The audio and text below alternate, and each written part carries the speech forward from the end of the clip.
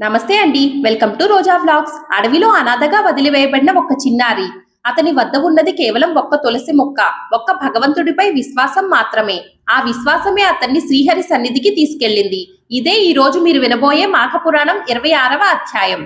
ఆ బాలుడి జాతకం ఎలా ఉందో ఏమో కాని అతడు చిన్న వయస్సులోనే తీవ్రమైన కష్టాలను ఎదుర్కొన్నాడు. అతని కన్న తల్లి అడవిలో ఒక పులి చేత చంపబడింది.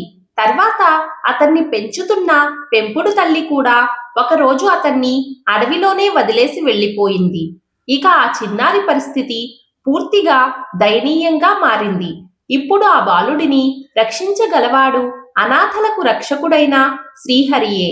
ఆ రాత్రి ఆ బాలుడు ఏడుస్తూ ఏడుస్తూ అలసిపోయి నిద్రపోయాడు. అతడు పడుకున్న దగ్గర ఒక తులసి మొక్క ఉంది. నిద్రలో అతని చెయ్యి తులసి చెట్టుపై పడింది. అందువల్ల ఆ రాత్రి అతనికి ఏ అపాయం కలగలేదు. అంతేకాదు, అతనిలో దైవభక్తి కూడా కలిగింది. ఉదయం లేచినప్పుడు చుట్టూ అడవి మాత్రమే కనిపించడంతో అతడు భయపడి బిగ్గరగా ఏడ్చాడు. ఆ ఏడుపు విని అక్కడ పక్షులు, జంతువులు, మృగాలు కూడా స్పందించాయి.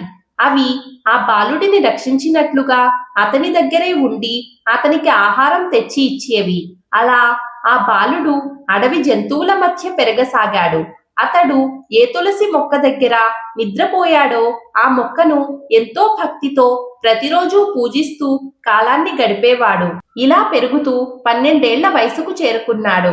ప్రతిరోజు తులసి పూజ చేస్తూ భగవాన్ నామస్మరణ చేస్తూ నన్ను కాపాడు తండ్రి, అనాథలకు రక్షకుడైన దేవుడా అని ప్రార్థించేవాడు. కొన్ని సందర్భాలలో అతడికి విరక్తి కలిగి ఎంత ప్రార్థించినా నా జీవితం ఇలాగే ఉండబోతుందా, నేను బ్రతికే అవసరం ఏముంది అని తీవ్రంగా బాధపడేవాడు. అలాంటి సమయంలో ఆకాశవాణి వినిపించింది. ఓ బాలచంద్ర, నీవు అలా విచారపడవద్దు. ఇక్కడికి దగ్గరలోనే ఒక కోనేరు ఉంది. మాఘమాసం ప్రారంభమైంది.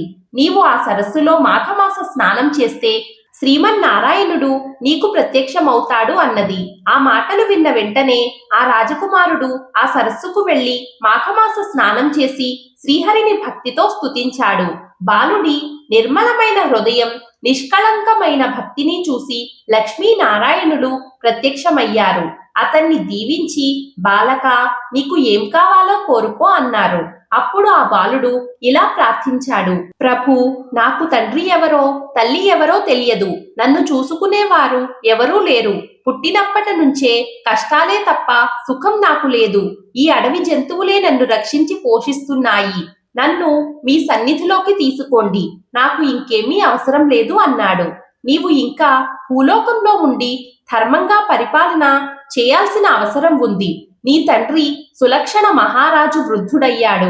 నీ గురించి, నీ కన్నతల్లి గురించి ఎంతో బెంగపడి ఉన్నాడు. కాబట్టి నీవు నీ తండ్రి దగ్గరకు వెళ్ళాలి అని చెప్పాడు. ఆ తర్వాత ఆ కోనేరు సమీపంలో తపస్సు చేస్తున్న ఒక మునీశ్వరునికి ఆ బాలుడిని అప్పగించి సులక్షణ మహారాజు వద్దకు పంపించాడు. అప్పటికే మహారాజు తన కడసరి భార్య గర్భవతిగా ఉండగా ఎక్కడికి వెళ్ళిందో, పుట్టిన బిడ్డకు ఏమైందో తెలియక తన రాజ్యం అంతా వెతికించాడు. తాను వెతికాడు. అయినా వారి జాడ లభించక తీవ్రంగా దుఃఖిస్తూ మనసు కలతతో రాజకార్యాలు కూడా సరిగా చూడలేకపోయేవాడు. అలాంటి సమయంలో ఆ మునీశ్వరుడు ఆ బాలుని వెంట తీసుకుని రాజు వద్దకు వచ్చాడు. ముని ఆ రాజుకు బాలుడి జన్మ వృత్తాంతం మొత్తం వివరించగా సులక్షణ మహారాజు ఆనందంతో పొంగిపోయాడు.